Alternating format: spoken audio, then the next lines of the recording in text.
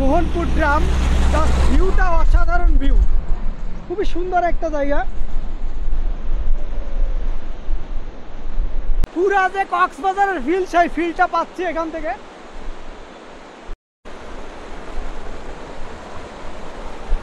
এখানে নামার যে সাহস সেইটা, কারণ এখানে পড়ে গেলে হাত পা কিছুই থাকবে না, আর স্রোত তো আছেই।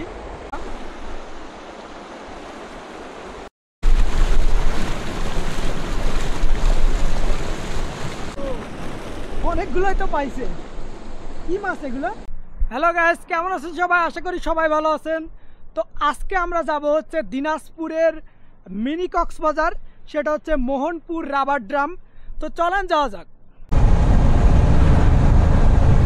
জাস্ট আজকের আকাশটা অসাধারণ একটা আকাশ, পুরো আকাশ মেঘ হয়ে রয়েছে।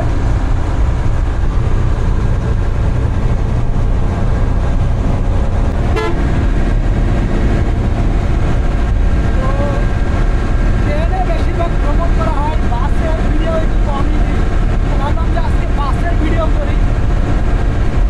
যেহেতু আজকের আকাশটা অনেক সুন্দর, এই জন্য ভিডিওটা করতেছি।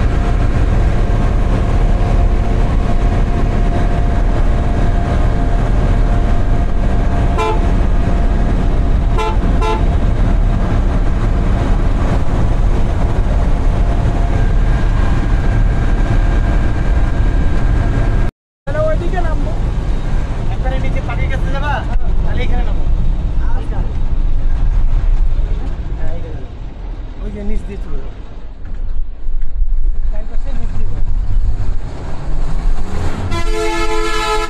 তো আমরা মোহনপুর চলে আসলাম।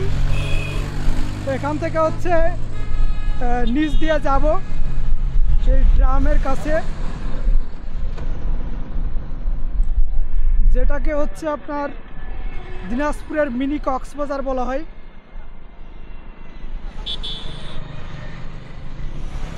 বাসে আসতে আমাদের এই পর্যন্ত সময় লেগেছে হচ্ছে দিনাজপুর থেকে 35 মিনিট মতো। তো আমার বাম পাশে হচ্ছে দিনাজপুরের যে মিনি কক্সবাজার, সেইটা মোহনপুর গ্রাম। জাস্ট ভিউটা অসাধারণ ভিউ, খুবই সুন্দর একটা জায়গা।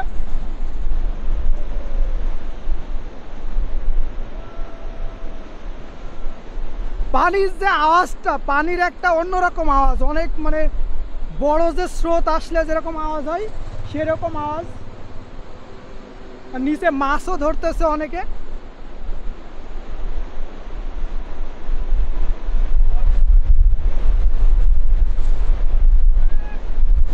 তো আমরা হচ্ছে এখন এখান থেকে নিচে যাব, আর তারপরে নিচে একটু ঘুরবো।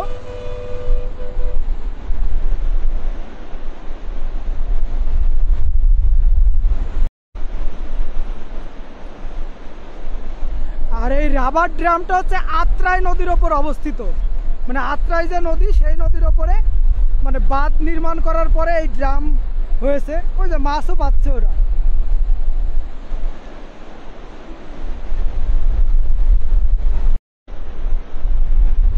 এই নদীতে বাঁধ দেওয়ার ফলে এই পাশে সবসময় পানি থাকে, আর এই পাশে তো সবসময় শুকনাই থাকে।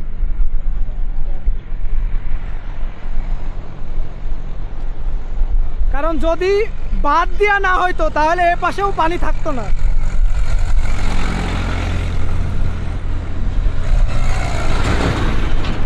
পানির যে লেয়ারটা, এটা নিচে নেমে যেত এইদিকে, যদি বাদ না দেওয়া হয়তো।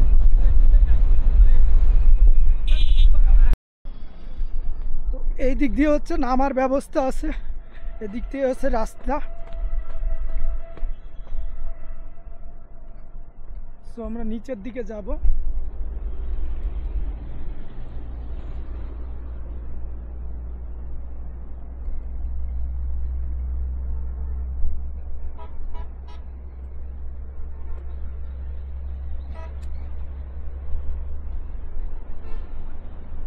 জাস্ট ভিউটা দেখেন, জাস্ট অসাধারণ ভিউ।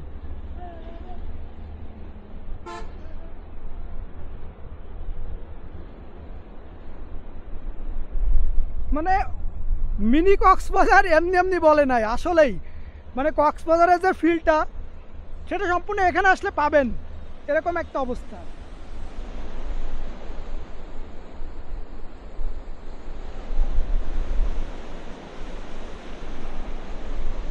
আজকে মনে হচ্ছে স্রোতটা একটু বেশি, কারণ সচরাচর এমন স্রোত থাকে না, আজকে একটু বেশি মনে হচ্ছে।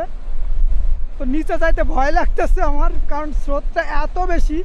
কারণ যখন তখন এই স্রোত বেড়ে যেতে পারে, কারণ যদি কোনো কারণে ভারত থেকে বাঁধ ছেড়ে যায় তাহলে কিন্তু এই স্রোতটা আরও বেশি বেড়ে যায়।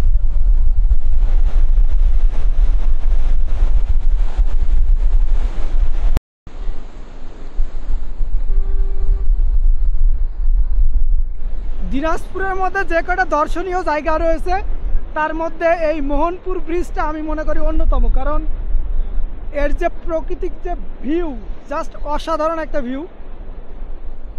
তো ব্রিজের এই পাশে হচ্ছে দিনাজপুর, আর ব্রিজের ওই পাশে হচ্ছে আপনার রংপুর, তারপরে সৈয়দপুর, বগুড়া, সব হচ্ছে ওই পাশে ব্রিজের। তো এখন নিচে নামতেছি অনেকটা উঁচুতে।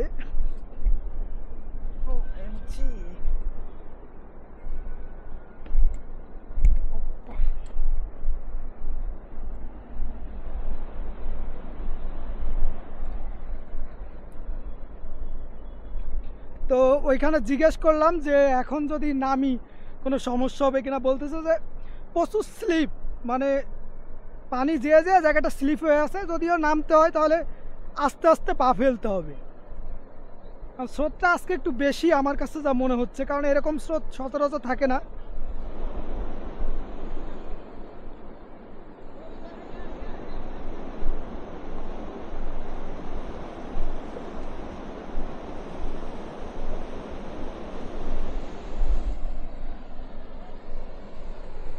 এখানে কিন্তু অনেকে মাছও ধরতেছে। মাছ পাইছেন ভাইয়া?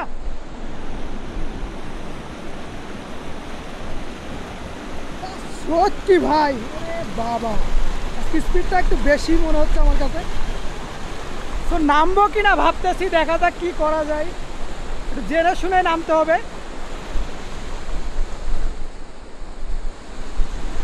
নামা যাবে ভাইয়া? তো ট্রাই করে দেখি নামার, যে আসলে কতটা স্লিপ। কারণ হচ্ছে বেশি স্লিপ হলে নামবো না, কারণ রিস্ক নেওয়ার দরকার নাই, পা হাত পা ভেঙে যাইতে পারে পড়ে গেলে একদম।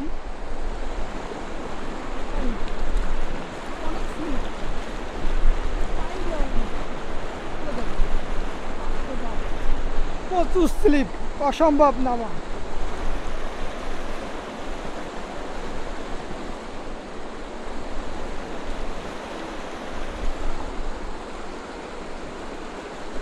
যেহেতু আমাদের এখানে অভ্যাস নয়, না নামাটাই ভালো, কারণ প্রচুর পরিমাণে পানি যেয়ে যেয়ে স্লিপ হয়ে আছে।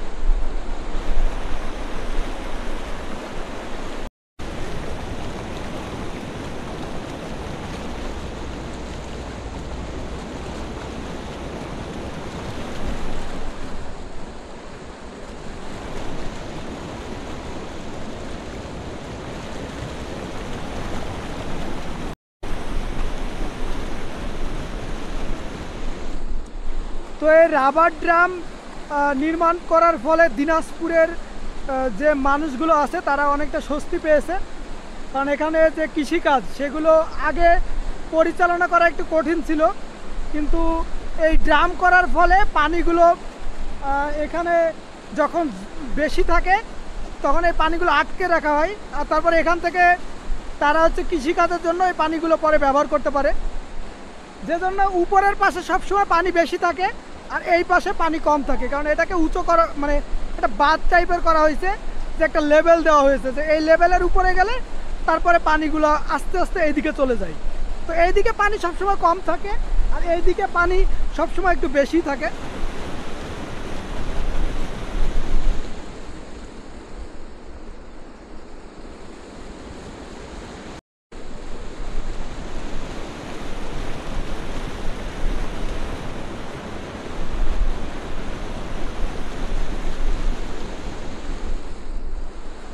তো যখন এই জায়গায় স্রোত কম থাকে তখন কিন্তু হাজার হাজার দর্শক এখানে আসে, গোসল করে, তারপরে মজা মাস্তি করে, কারণ এই জায়গাটা আসলে অনেক সুন্দর একটা জায়গা। বাট বর্তমানে বর্ষার সময় এই জন্য পানির চাপটা একটু বেশি, এই জন্য শুধুমাত্র যারা মাছ ধরছে তারাই নামতে পারতেছে, এছাড়া এমনি পর্যটক নাই।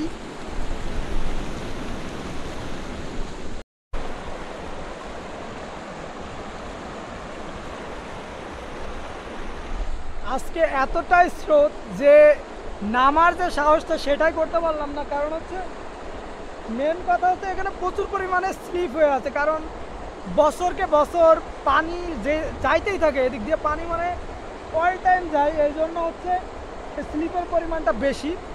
বাট এখানে যারা মাছ ধরছে এদের সাহসটা অনেক বেশি, কারণ এরা রেগুলার এখানে মাছ ধরতে আসে, এই জন্য এরা যাইতে পারতেছে। বাট আমি পা দিয়ে দেখলাম যে এত পরিমাণ স্লিপ আর তাতে যে পরিমাণ স্রোত যখন তখন নিয়ে চলে যেতে পারে।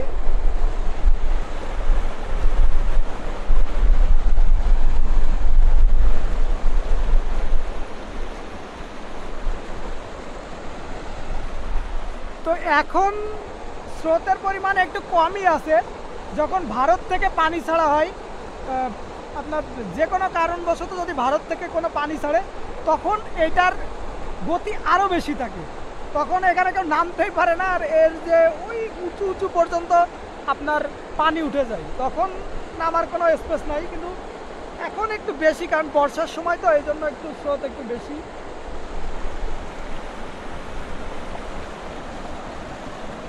ওরা হচ্ছে মাছ ধরতেছে, মাছও পাচ্ছে ভালোই।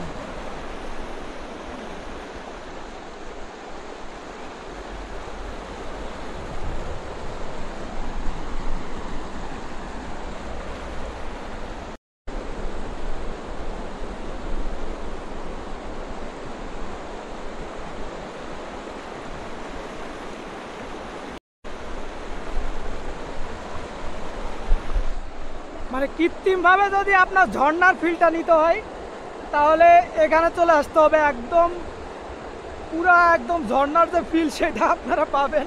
বাট এখানে আসলে সব থেকে মেন সমস্যা হচ্ছে যে এখানে নামার যে সাহস সেইটা, কারণ এখানে পড়ে গেলে হাত পা কিছুই থাকবে না, আর স্রোত তো আছেই। ভিউটা অসাধারণ, যদি আপনি উপর থেকে দাঁড়িয়েও দেখেন তাও মনের যে প্রশান্তি এটাই অনেক, কারণ এখানকার যে ভিউটা মানে অসাধারণ একটা ভিউ, যেটা আপনার কক্সবাজারে গেলেও মনে হয় পাওয়া যাবে না, এত সুন্দর একটা জায়গা।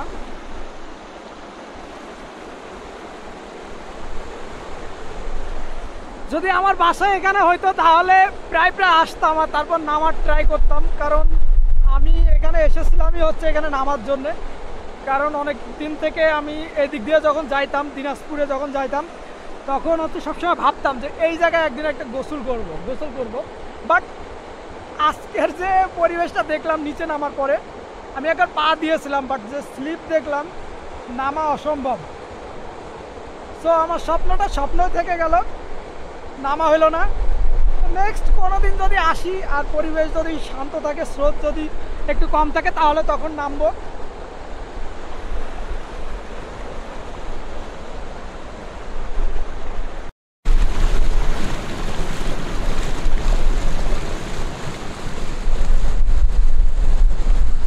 তো আমাদের ভাই হচ্ছে মাছ ধরতেছিল, তো দেখবো যে কি পরিমাণ মাছ পাইছে। কই ভাই মাছ কোথায়?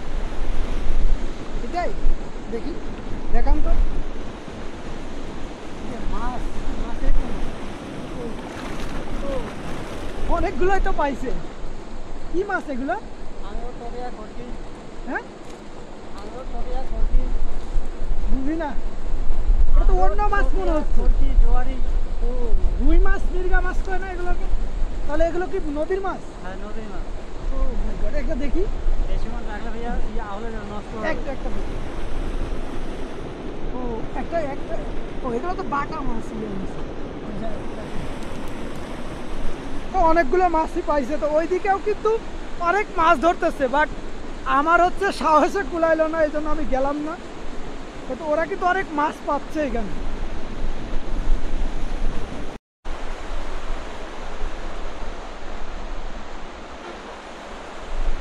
আসলে পুরাই কক্সবাজার, মানে মিনি কক্সবাজার বললেই চলে। তো এইখানকার যে স্রোতটা, যে সাউন্ড, অনেক জোরে সাউন্ড আসতেছে, কারণ হচ্ছে এখানে কিছু কিছু পাথরের সাথে মানে সেই যে স্রোতটা সেটা হচ্ছে বাধাপ্রাপ্ত হচ্ছে, তারপরে অনেক সাউন্ড আসতেছে এখান থেকে।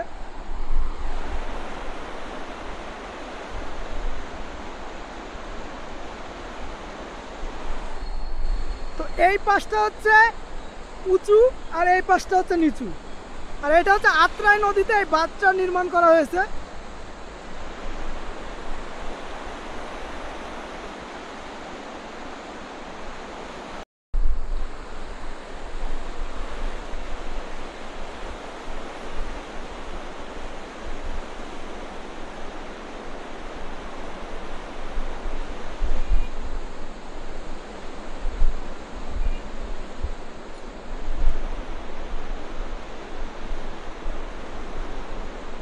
পুরা যে কক্সবাজারের ফিল, সেই ফিলটা পাচ্ছি এখান থেকে। অনেক বেশি স্রোত, অনেক, আজকের স্রোতটা একটু অনেক বেশি।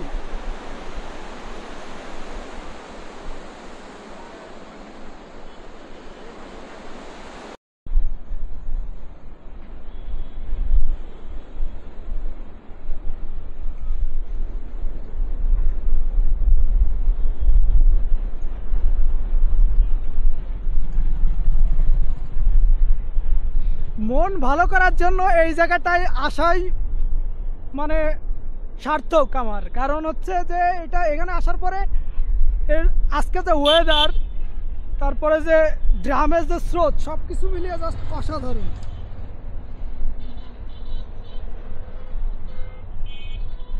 তো যাই হোক, এটাই ছিল হচ্ছে দিনাজপুরের মোহনপুরের যে ড্রাম সেইটা। তো দেখা হচ্ছে নেক্সট ভিডিওতে। তো আমার চ্যানেলটা অবশ্যই সাবস্ক্রাইব করে দিবেন।